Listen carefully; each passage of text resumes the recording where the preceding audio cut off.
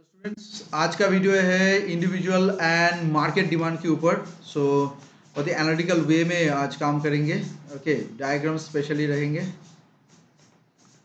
And also framework analysis भी करेंगे। Okay, सो किस तरीके से किस पैटर्न से हो रहा है इन दोनों के ऊपर इलाबोरेटली आज काम होगा।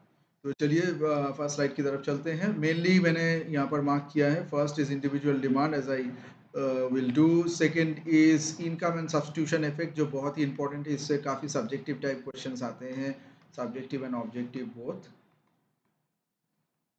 ठीक है, इसके बाद जाएंगे मार्केट डिमांड के ऊपर और लास्ट में consumer surplus, diagrammatic representation of consumer surplus और ऑल्सो इंटीग्रेशन वाइज। ठीक है, सो be ready for that.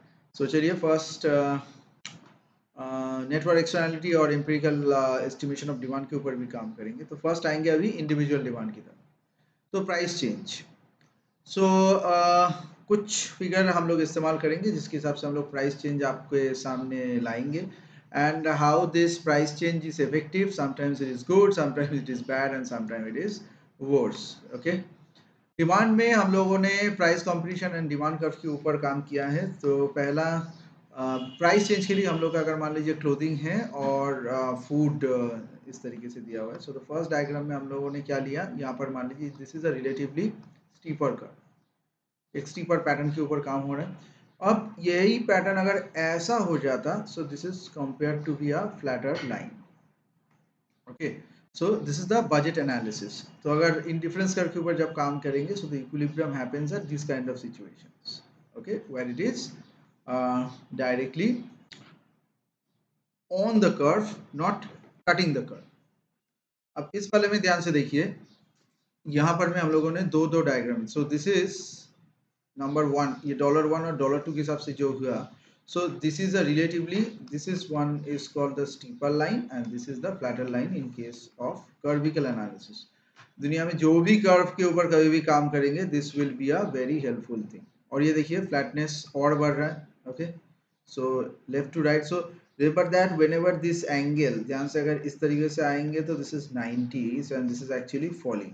So whenever the falling, the angle is falling, so curve is becoming flatter. So budget line illustrates तीन prices और prices जितना, so price goes up, budget line becomes flatter. Price goes down, budget line becomes steeper. So this is a very important analysis here we have. Next, दूसरे में चलेंगे। अब यहाँ पर आए हैं प्राइस चेंज। देखिए इंडिफरेंस कर्व को मैंने यहाँ पर तीन कर्व के हिसाब से दिया है। सो यहाँ पर से हम लोग के पास एक प्राइस का एनालिसिस है, दूसरा इक्विलिब्रियम और तीसरा इक्विलिब्रियम थोड़ा सा ज़्यादा है। सो फूड्स और क्लोथिंग के हिसाब से अगर केस ए में दिखा जाए, so food clothing C1 is highest, C2 and this is C3। और उसी के हिसाब से food 1, food 2 and food 3। So as income is fixed,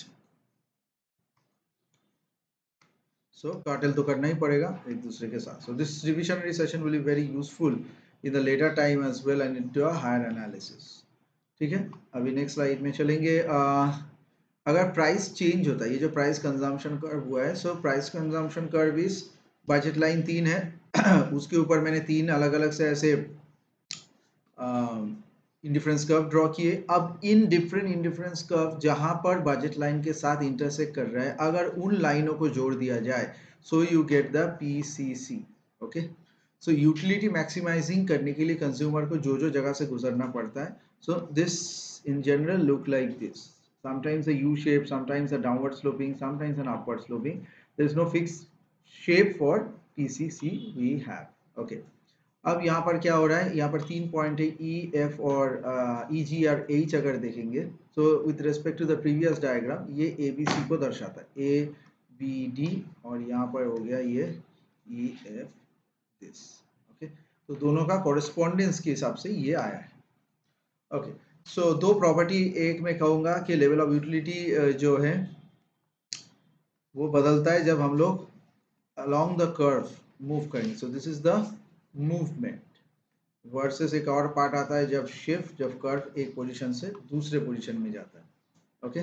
और कंज्यूमर अपना utility u equal to function of x and y जो है ये मैक्सिमाइज करता है with respect to marginal rate of substitution, MRS equal to ux by uy, okay, which is also dependent on the ratio of the prices of the two corresponding products, ठीक है।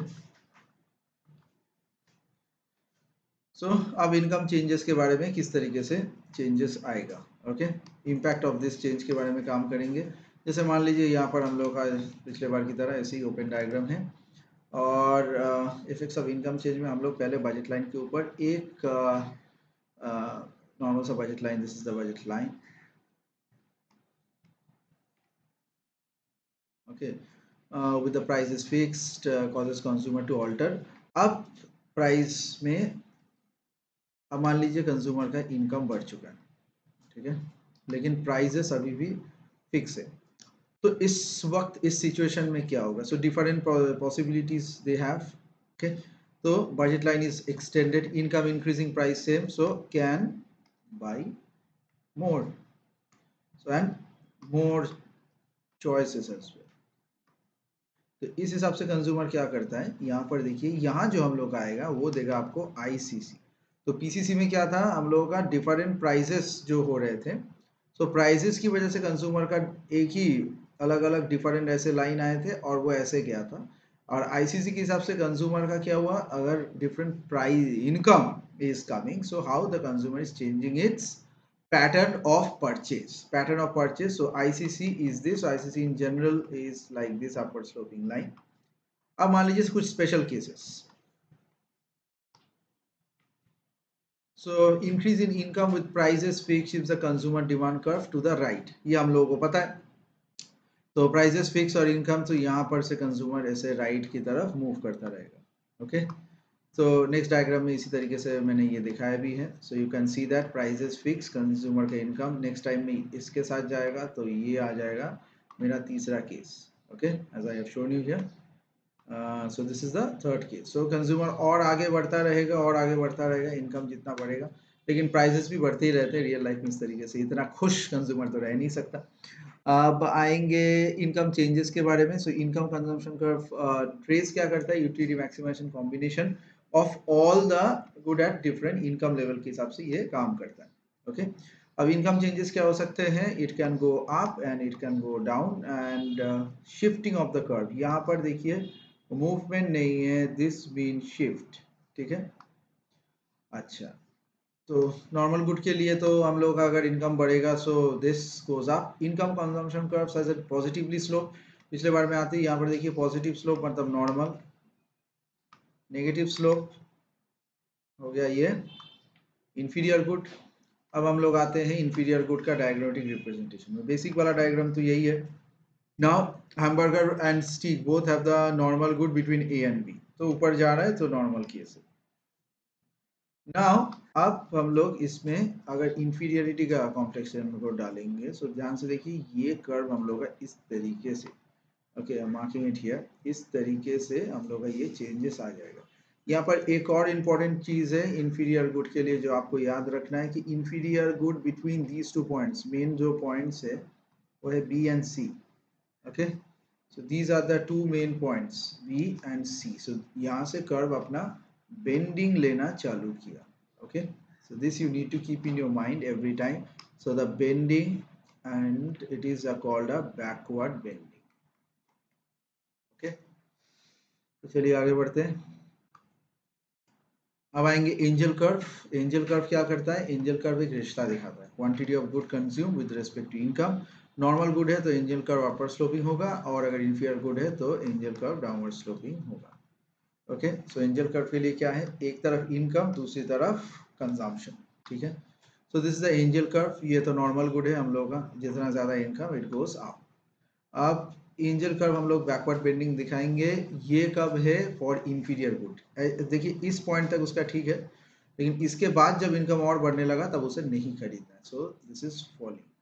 So till income is 20 is okay, but 30 he is not, 10 to 20 में he is increasing, so he is now understanding the problems and he is going to a better level, ठीक है, तो next part में चलते हैं। अब यहाँ पर है Engel curve is done. Okay, so इस एंजल कर्व में हम लोगों ने इंफीरियर और नॉर्मल, सो यहाँ तक ये प्रोडक्ट एक नॉर्मल की तरह बिहेव करता है in this zone, and in the blue zone it behaves like a inferior good. Okay, so this is all about this lesson.